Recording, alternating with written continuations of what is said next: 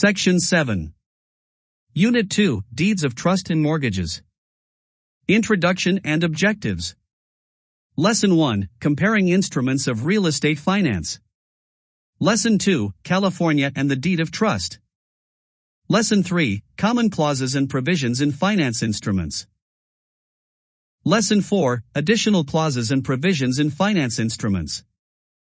Lesson 5, How Finance Instruments Affect Borrowers and Lenders.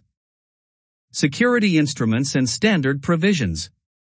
Like any good contract, a security instrument needs to have the entire agreement spelled out in accurate detail. Here are some of the clauses and provisions that help to create that clear agreement, and that are standard for mortgages and deeds of trust. Power of sale. Standard in the deed of trust, but may also be included in a mortgage. This clause allows the trustee, or the mortgagee, in the case of a mortgage, to sell the property in order to recover losses from borrower default using a non-judicial foreclosure process. Defeasance clause or reconveyance clause. This clause states that the borrower will regain full title once the debt is fully repaid. Mortgages use the defeasance clause. The lender is required to execute a satisfaction of mortgage. Deeds of trust use a reconveyance clause. The trustee is required to execute a deed of reconveyance to give full title to the trustor. Late charge provisions. Charges for loan payments that are received after their due date are usually stipulated in the promissory note attached to the security instrument. Acceleration clause. If the borrower fails to make a payment or to abide by the terms of the agreement, for example, by not paying property taxes, this is the clause that describes this as a default, and which creates a consequence of making the entire debt immediately due and payable. Alienation clause. Also known as the due on sale clause, this allows the lender to make the entire loan due and payable immediately if the property is sold or otherwise transferred. The presence of this clause can affect the ability of a buyer to assume the loan. Security instruments and additional provisions.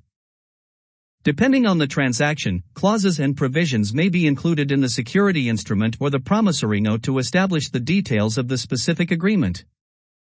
These are some of the provisions that can be used when needed. Here are some common clauses and provisions with a description of what they do. Lock-in clause. This is a form of prepayment penalty. The borrower isn't allowed to pay the loan in full prior to a specific date, allowing the lender to continue making money from the interest on the loan. Prepayment penalties of any sort have largely been outlawed and are not allowed on most government loans.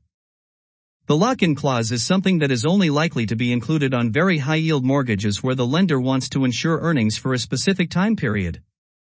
Subordination. A subordination clause allows the security instrument's lien position to be placed in a lower priority to a new loan using the same property as collateral. For example, a developer purchasing a vacant lot may need a construction loan as well as the loan for purchasing the land. The subordination clause in the mortgage makes it possible to obtain the construction loan. Without it, the developer is unlikely to find a lender willing to finance the development of the lot. Cross-default. This clause automatically puts a borrower in default on all loans if the borrower defaults on any loan where the clause is included. Prepayment clause. This provision allows the borrower to prepay the loan at any time without penalty. Exculpatory. This clause protects the borrower's other assets in case of foreclosure. In a judicial foreclosure, a lender can choose to ask for a deficiency judgment, which would allow the lender to include a request for money over and above the proceeds from the foreclosure sale. The exculpatory clause protects the borrower from that possibility. Partial release clause. This clause is usually seen in an instrument used for a new subdivision. It requires the lender to release a portion of the property from the lien when a part of the debt has been paid. This allows a developer to acquire title to one lot in the subdivision and to convey it to a buyer without having to pay off the entire loan.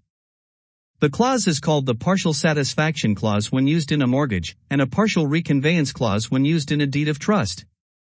Non-recourse clause. Because a note in mortgage or note in deed of trust are negotiable instruments, this clause can be included to protect the original mortgagee/beneficiary if the security instrument is sold and the borrower subsequently defaults. If the security instrument doesn't include this clause, the entity that sold the security is required to reimburse the security's buyer if the borrower defaults. With the non-recourse clause, the entity that buys the security is responsible for taking action to recover the remaining balance of the loan if the borrower defaults. In actual practice, the borrower interacts with a loan servicer to make payments, and that loan servicer will take action against the appropriate party if the borrower defaults. Non-disturbance clause: if a tenant is renting a property, and the property is sold or the lender seizes the property due to borrower default, this clause prevents the tenant from being evicted. In essence, it assures the tenant that his or her rental agreement will be honored. What does that clause mean? We're going to assume you're not a lawyer, and you probably don't even play one on TV. But you'll see a lot of legal documents in your career as a real estate licensee. The more familiar you become with the language used in contracts such as mortgages, deeds of trust, and promissory notes, the easier it will be to understand them. Here are some sample clauses you may encounter in a deed of trust, and a plain English translation of each. Clause. Plain English translation. This security instrument secures to lender: 1. The repayment of the loan, and all renewals, extensions, and modifications of the note, and 2. The performance of borrower's covenants and agreements under this security instrument and the note. The borrower will repay the loan to the lender according to the terms in this contract and the attached promissory note. For this purpose, borrower irrevocably grants and conveys to trustee, in trust, with power of sale, the following described property located in the county of any county which currently has the address of 123, Main Street, any city, any state, 99999, property address. The borrower gives the title to the property at 123, Main Street, any city, any state, 99999 to the trustee to hold while the loan is being paid off. The borrower gives the trustee the right to sell the property if the borrower defaults on the loan. Borrower shall pay all taxes, assessments, charges, fines, and impositions attributable to the property which can attain priority over the security instrument, leasehold payments or ground rents on the property, if any, and community association dues, fees and assessments, if any. The borrower will pay all the taxes and fees that could result in a lien on the property if they were unpaid to ensure that this deed of trust maintains its first lien position. Upon payment of all sums secured by this security instrument, lender shall request trustee to reconvey the property and shall surrender the security instrument and all notes evidencing debt secured by this security instrument to trustee. Trustee shall reconvey the property without warranty to the person or persons legally entitled to it. When the loan has been paid off, the lender will tell the trustee who is holding title to the property to complete and record all the documentation required to give full title to the property owner. The debt will be taken off the records. California's deed of trust. California is a lien theory state, so you might assume that the security instrument used for real estate transactions is the mortgage. There was a time when this was true, but for several decades now the deed of trust has been the common instrument used. And yes, it does make real estate finance confusing. There's a long legal history to how this situation came to be.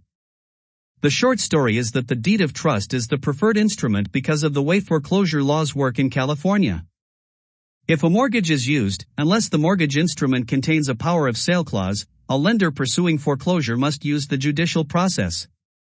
More importantly, the borrower has up to 1 year after the foreclosure sale to claim a statutory right of redemption that allows the borrower to redeem the property by paying off the loan and other associated costs.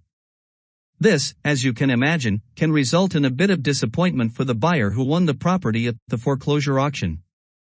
This is the main reason that the deed of trust became the preferred instrument in California. The statutory right of redemption doesn't apply when non-judicial foreclosure is used, and non-judicial foreclosure is standard with a deed of trust. In 1986, California Civil Code 2920 was enacted, which made the mortgage and the deed of trust functional equivalents in terms of how title is held during the term of the loan. A trustee is still a party when the deed of trust is used, but rather than allowing the trustee to hold title, the deed of trust creates a lien on the property, just as a mortgage does. The trustor/borrower retains legal and equitable title, and the trustee has the right to foreclose if the borrower defaults on the loan. Comparing the mortgage and deed of trust. When is one security instrument used instead of another? The answer depends in part on the laws governing foreclosure in the state where the property is located. In some states, either instrument can be used. The application of each instrument can be modified according to the laws within the state. Both the mortgage and the deed of trust must include the following features in order to be considered valid security documents. Accurate legal description of the property. Statement of loan details and repayment schedule in attached note. Notarized borrower's signature. Recorded in county land records. Instrument feature mortgage deed of trust. Number of parties. 2. Mortgager/borrower. Mortgagee/lender. 3. Trustor/borrower. Beneficiary/lender. Trustee. How title is held creates a lien against the property. The mortgager holds legal title. The trustee holds legal title on behalf of the beneficiary until there is a default on the debt or the loan is paid off in full. State law may interpret this as simply creating a lien on the property, in which case legal title is held by the trustor/borrower. Maintenance of collateral. Mortgagee rights are protected with language that requires the mortgager to maintain the property by paying property taxes and insurance, maintaining the physical condition of the property, allowing the mortgagee the right to inspect the property. Beneficiary rights are protected with language that requires the trustor to maintain the property by paying property taxes and insurance, maintaining the physical condition of the property, allowing the beneficiary the right to inspect the property. In case of default, judicial foreclosure is typical. The mortgagee files suit against the mortgager to initiate judicial foreclosure. If the mortgagee proves the mortgager is in default, a court-ordered sale of the property takes place. The property is sold at auction to highest bidder. Time and costs required to foreclose tend to be greater than a non-judicial foreclosure. The mortgager has a right to cure the default before the judge's ruling, to use an equitable right of redemption up to the foreclosure sale, or to use a statutory right of redemption after the foreclosure sale. Specific rights depend on state law. Equitable right of redemption allows mortgager to pay off loan in full prior to auction and maintain property ownership. Statutory right of redemption allows mortgager a period of time after the property is sold at auction to pay off loan and associated costs and get the property title back. If the state law allows and a power of sale clause is included with the mortgage, non-judicial foreclosure can be used with this instrument. Lenders can recoup lost equity through a deficiency judgment which requires owners to pay the difference between what the property sold for and the mortgage amount. Non-judicial foreclosure is typical. The power of sale clause is standard in a deed of trust, so that the trustor allows the beneficiary the right to non-judicial foreclosure. The trustee arranges for auction of property, a court order is not required. Time and costs required to foreclose tend to be less than judicial foreclosure.